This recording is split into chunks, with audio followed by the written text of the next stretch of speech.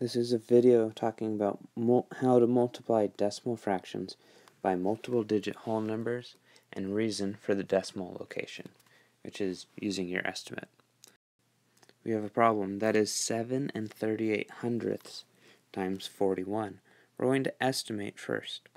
7 38/100 is close to 7, and 41 is close to 40.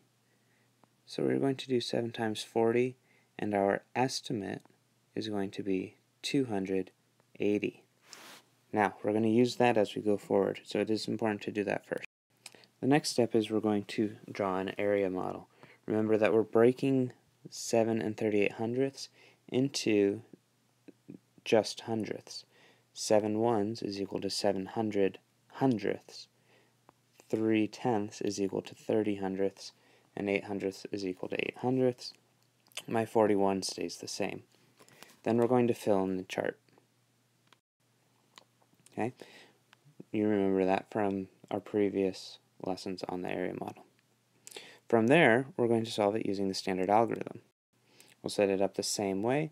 Remember that it is 738 hundredths times 41, and then we'll solve.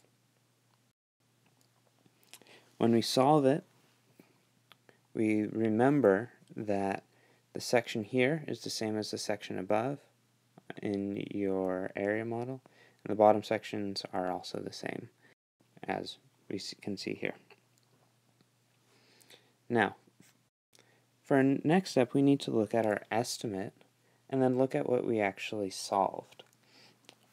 Our estimate is 280, and what we solved for is 30,258 hundredths. Remember, the units are important, because when I have my estimate, it's 280 ones opposed to 30,000 hundredths. Okay, what they want you to do is get in the habit of looking at this, as our original problem was 41 times 7 38 hundredths.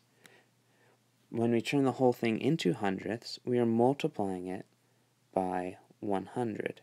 And that's one of the things that we want to pay close attention to. Remember, we're multiplying it by 100 because it is hundredths. These are the same.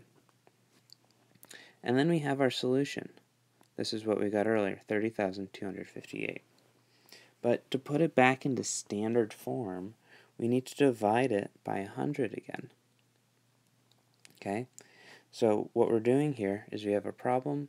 We think to multiply it by 100 to get it in hundredths, and then we think to divide it by 100 because of the hundredths to get that into standard form. It is a little bit confusing, but it's how they want you to get to your solution. When we divide it by 100, we find that our solution is 302 58 hundredths, and our label would be ones. Okay? The easier way that I would suggest to do this, when we look at our estimate of 280, we realize that there are 3 digits to the left of the decimal.